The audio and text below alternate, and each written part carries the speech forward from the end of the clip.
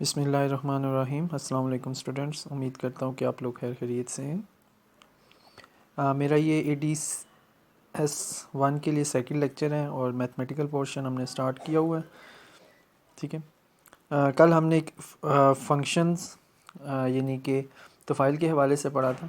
तो फंक्शन या तोफ़ाइल के बारे में हमने कल जो डिस्कस किया, अगर हम उसके बारे में थोड़ा सा गो थ्रू करें तो फंक्शन बेसिकली आप कह सकते हैं कि दो वेरिएबल्स के दरमियान के रिलेशन को शो करता है कि दो वेरिएबल्स आपस में कौन सी रिलेशन में मुंसलिक हैं।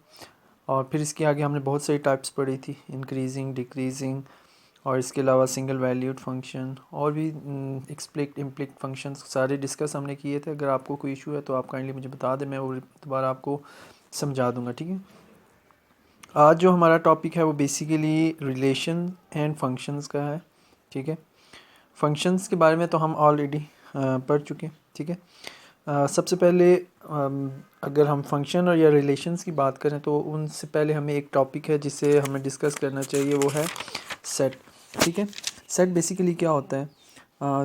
जॉर्ज कैंटन के अकॉर्डिंग यकजा की जाने वाली मखसूस और कुछ अच्छी तरह से काबिल मीन्स के ऐसी चीज़ें जिनको आप काउंटेबल गुड्स जो हों, काउंटेबल थिंग्स, अगर आप उनको किसी एक सेट में मुख्तलिफ उनके कॉम्बिनेशन बना दें तो आप उन्हें सेट कह सकते हैं। मीन्स की अच्छी तरह काबिल तमीज़ अशिया जिन्हें अनासिर कहा जाता है, इनका मजमूआ सेट कहलाता है। ऐसी चीज़ें जो कि ईज़िली काउंटेबल हों। ठीक है।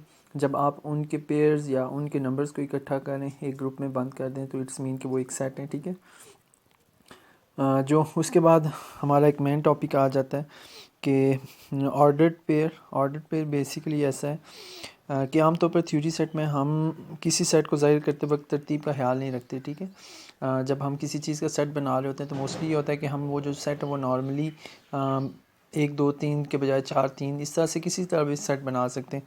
लेकिन अगर आप कार्टेशियन प्लान, यानी कि ये जो कार्टेशियन प्लान है, कार्टेशियन प्लान बेसिकली क्या होता है? कार्टेशियन प्लान ये चीज़ होती है। ठीक है। जब आप कार्टेशियन प्लान के अकॉर्डिंग किसी सेट को मुरतब कर रहे होते हैं तो फिर आपको चीज़ों को सीक्वेंस के साथ रखना पड़ता है। क्योंकि देखें, जैसे अभी 4 और 3 के दो तरह के सेट बन सकते हैं, या ये 4 और 3 बनेगा या ये 3 और 4। लेकिन अगर आप इसे कार्टेशियन प्लान के अकॉर्डिंग कर रहे होंगे तो जो पहला नंबर होता है ये हमेशा एक्स को शो करता है और सेकंड नंबर हमेशा वाई को। ठीक है। तो जब आप कार्टेशियन प्लान में इन चीज़ों को मुरतब कर रहे होंगे तो फिर आपको सेट को प्रॉपर वे में लेके चलना पड़ेगा। जो एक्स की वैल्यूज़ होंगी वो पहले और वाई की वैल्यू जो है वो बाद में लिखनी पड़ती हैं। ठीक है। ये कार्टेशियन प्लान है, ये आगे हम बनाएंगे। ठीक है। मैं जो हमारा टॉपिक है वो है फंक्शंस हम पहले पढ़ चुके हैं कि आज़ाद मुतग़य्यर ताबे मुतग़य्यर यानी कि डिपेंडेंट और इंडिपेंडेंट वेरिएबल्स के दरमियान का जो रिलेशन होता है वो बेसिकली हमें बताता है कि इन दोनों के दरमियान जो रिलेशन है वो बेसिकली फ़ंक्शन कहलाता है। ठीक है। अगर आप इसकी डेफिनेशन को फिर एक सवाल देखें तो आज़ाद मुतग़य्यर और ताबे मुतग़य्यर वाई के दरमियान पाए जाने वाला ऐसा रिश्ता जिसमें मुतग़य्यर एक्स की कीमत, यानी कि हमने समझा कि एक्स जो है वो हमारा इंडिपेंडेंट है, यानी कि ख़ुद से प्राइसेस चेंज कर सकता है, वो आज़ाद है। ठीक है। ज़ाहिर बात है, जब एक इंडिपेंडेंट वेरिएबल चेंज होगा तो उसकी वजह से जो उसका डिपेंडेंट वेरिएबल होगा उसकी भी प्राइसेस क्या हो जाएंगी या उसका भी वैल्यूज़ क्या हो जाएंगी, चेंज हो जाएंगी। ठीक है। तो हम कह सकते हैं कि y is a function of x, यानी कि x की वैल्यूज़ चेंज करने से हमारे y का जो आंसर है वो भी चेंज होता रहेगा। ठीक है। उसके बाद जो हमारा टॉपिक है वो है सेकंड रिलेशन। ठीक है। रिलेशन बेसिकली क्या होता है कि ये जो एरिया मैंने हाईलाइट किया, अगर आप इसकी तरफ देखें तो इसमें लिखा है कि अगर आज़ाद मुतग़य्यर x की हर कीमत के मुकाबिल ताबे मुतग़य्यर y की एक से ज़ायद कीमतें निकलती हैं, यानी कि आपका जो x अगर एक इंडिपेंडेंट वेरिएबल है, आज़ाद मुतग़य्यर है, ठीक है, उसमें उसकी कोई एक वैल्यू पुट करने से जो उसका एक डिपेंडेंट वेरिएबल यानी कि y है वो एक से ज़ायद कीमतें हैं, उसका एक से ज़्यादा आंसर निकलें। देखिए, अगर आप x में x क्योंकि जो है हमारा इंडिपेंडेंट वेरिएबल है कि उसकी वैल्यूज़ किसी भी वक्त चेंज हो सकती हैं। जब x की वैल्यूज़ चेंज होंगी, ठीक है, तो उसकी वजह से y की वैल्यू भी चेंज होगी। अगर x की वैल्यू चेंज करने से y की सिर्फ़ और सिर्फ एक ही आंसर आता है, ठीक है, तो वो तो हमारा पहले पढ़ चुके हैं। ठीक है। लेकिन अगर y का एक से ज़ायद अगर आंसर आते हैं, ठीक है, y की जो इक्वेशन अगर x की वैल्यू पुट करने से y का सिर्फ एक नहीं बल्कि एक से ज़्यादा आंसर निकल रहा हो तो हम इसको रिलेशन कहेंगे। ठीक है। यहाँ पे देखें, अगर आज़ाद मुतग़य्यर x की हर कीमत के मुकाबले ताबे मुतग़य्यर y की एक से ज़ायद कीमतें निकलती हों तो इनके बाहमी रिश्ते को हम रब्त या रिलेशन कहते हैं। ठीक है, अगर आप इस डायग्राम में देखते हैं तो x की सिर्फ एक ही वैल्यू है। ठीक है, x एक जगह फ़िक्स है, लेकिन y की इसकी जगह 3 वैल्यूज़ हैं। ठीक है, x की एक वैल्यू पुट करने से y1, y2 और y3 यानी कि 3 हम तरह के हमारे पास आंसर्स आ रहे हैं। तो इसको हम कहेंगे कि बेसिकली फंक्शन और इसके दरमियान के रिलेशन की बात हो रही है। ठीक है, उसके बाद आता है हमारा domain and range of a function. ठीक है, इंतहाई आसान कॉन्सेप्ट है। ठीक है, देखें, किसी दिए गए तफ़ाइल यानी कि कोई एक ऐसा फंक्शन जिसमें देखें y हमारा फंक्शन है x का, यानी कि x की वैल्यूज़ चेंज करने से y की वैल्यू भी, ठीक है, तो x में जितनी मुमकिन है कीमतें इख्तियार कर सकते हैं, जिनके x की हम कोई सी भी वैल्यूज़ जो हम उसमें ऐड करेंगे उन सब के कीमतों के सेट को हम उस तफ़ाइल का डोमेन कहते हैं। मींस सिंपल सी चीज़ है कि अगर हम कहते हैं कि x जो है x अपनी 5 वैल्यूज़ चेंज करेगा, और 5 वैल्यूज़ की अगर हम बात करें तो x की कितनी होंगी 5 वैल्यू, 1 2 3 4 और 5। x की हमारे पास कितनी वैल्यूज़ हैं 5, तो ये हम कहेंगे कि x की ये हम क्या है, डोमेन है। ठीक है, यानी कि जो आज़ाद मुतग़य्यर है ये उसकी डोमेन है। ठीक है, और अगर रेंज की बात करें तो x की वैल्यूज़ जब हम y में पुट करते जाएंगे, ठीक है, शायद यहाँ पे आगे इसकी कोई एग्जांपल लिखी भी हो, ये देखें। ठीक है, फ़र्ज़ करें y की इक्वेशन ये थी 8x + 12। ठीक है, तो हमने क्या किया, इसकी सिंगल अगर आप वैल्यूज़ पुट करें, x की जगह 1, x की जगह 2, x की जगह 3 4 5 ऐसा, तो y के जो हैं वो आंसर डिफरेंट आते जाएंगे। फ़र्ज़ करें यहाँ पे y की ये इक्वेशन लिखी थी, हमने x की वैल्यू 3 को पुट किया, x की वैल्यू 3 को पुट करने से आंसर 36 आया।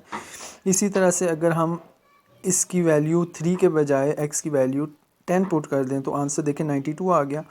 तो हम कह सकते हैं कि जो हमारी रेंज डोमेन होती है बेसिकली ये गिवन होती है। ठीक है, ये आपको गिवन होगी कि आपने x की वैल्यूज़ इतनी चेंज हो सकती हैं, x की ये वैल्यूज़ हैं। ठीक है, उन वैल्यूज़ को आप y के लिए जब पुट करते जाएंगे, ठीक है, तो y का जो आंसर आता जाएगा वो बेसिकली हमारी रेंज होगी। ठीक है, यहाँ पे इन्होंने देखें दिया हुआ है, फंक्शन है आपके पास y = 8x + 12। ठीक है, जिसकी डोमेन यानी कि डोमेन है, यानी कि आपके पास जो इसकी वैल्यूज़ हैं वो कहाँ से हैं, x या तो 3 के इक्वल होगा या ग्रेटर देन x जो है या तो वो 3 के इक्वल होगा या 3 से ऊपर और 10 से छोटा। यानी कि आपकी जो डोमेन दी गई है वो आप कह सकते हैं कि 3 से लेकर 10 तक की डोमेन है। ठीक है, और ज़ाहिर बात है जब आप 3 से लेकर 10 तक की वैल्यूज़ पुट करेंगे तो आपके आंसर भी जो है वो डिफरेंट आएंगे। 3 के लिए हमने देखा है जैसे कि 3 के लिए जो हमारा आंसर है वो 36 आया है, और जो हमारा 10 के लिए आंसर आया वो 92 आया। तो फिर आप कह सकते हैं कि इनकी जो डोमेन है या वो इनकी जो वैल्यूज़ हैं वो जो आप पुट करते जाएंगे तो आंसर जो आपका आता जाएगा वो आपकी रेंज में काउंट होगा। ठीक है, उसके बाद इन्हीं जो कह लें कि आपके फंक्शंस हैं इनकी ग्राफिकल फॉर्म है। ग्राफिकल फॉर्म इंतहाई आसान है, जैसे कि अभी हमने ये वाला जो पॉइंट है इसको डिस्कस किया, उसी के हवाले से हमारा ये ग्राफ ऑफ लीनियर फंक्शन बना है। ठीक है, y की एक सिंपल सी वैल्यू है। ठीक है, y की इक्वेशन गिवन है, y = 4x - 1।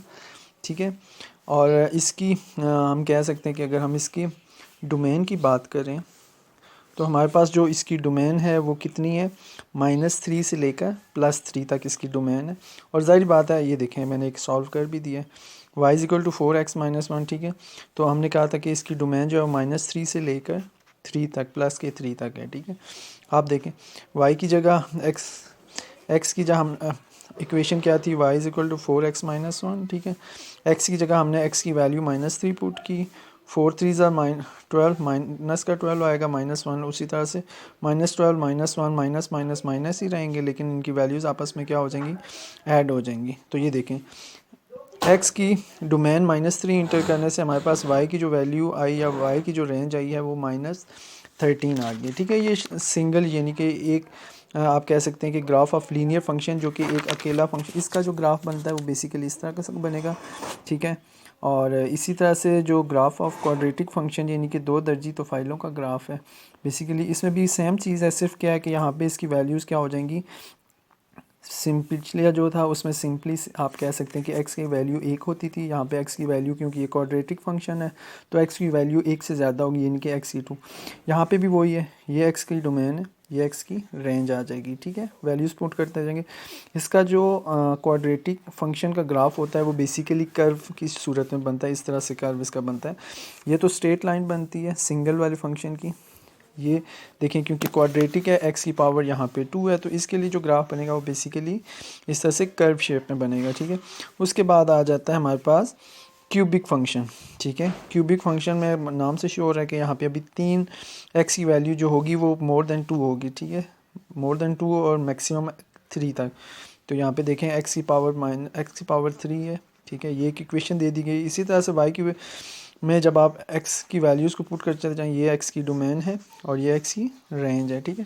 तो इसका जो ग्राफ बनेगा वो बेसिकली आप देखें ये इस शेप में बनेगा, ठीक है।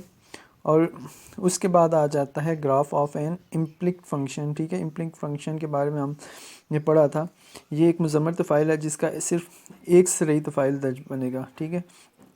इसमें भी वही चीज़ आ जाती है। ये देखें मैंने इसकी इक्वेशन को सिंपली सॉल्व कर दी, ये जो लिखी हुई, ठीक है। वाई हमारी क्या है, ठीक है। Y X Y is equal to 12, ठीक है। वाई वहाँ पे रहा, एक्स को हम इधर नीचे ले आए, ठीक है। अभी हम एक्स की वैल्यूज़ पुट करेंगे। एक्स की वैल्यू हम समझते हैं कि इसकी डोमेन है -4 से स्टार्ट करते हैं। तो एक्स की वैल्यू की जगह हमने -4 लिख दिया। इसको जब हमने काटा तो इसका आंसर -3 आ गया। देखें इसकी रेंज जो है -3। इसके जो ग्राफ्स बनेंगे ये दो तरह के बनेंगे, क्योंकि हमने पढ़ा था कि जब हमने इम्प्लिक फंक्शन के बारे में पढ़ रहे थे, तो उसमें हमने बेसिकली क्या पढ़ा था कि आपके दो फंक्शंस बन जाएंगे और दोनों की अपनी अपनी वैल्यूज़ होगी, ठीक है।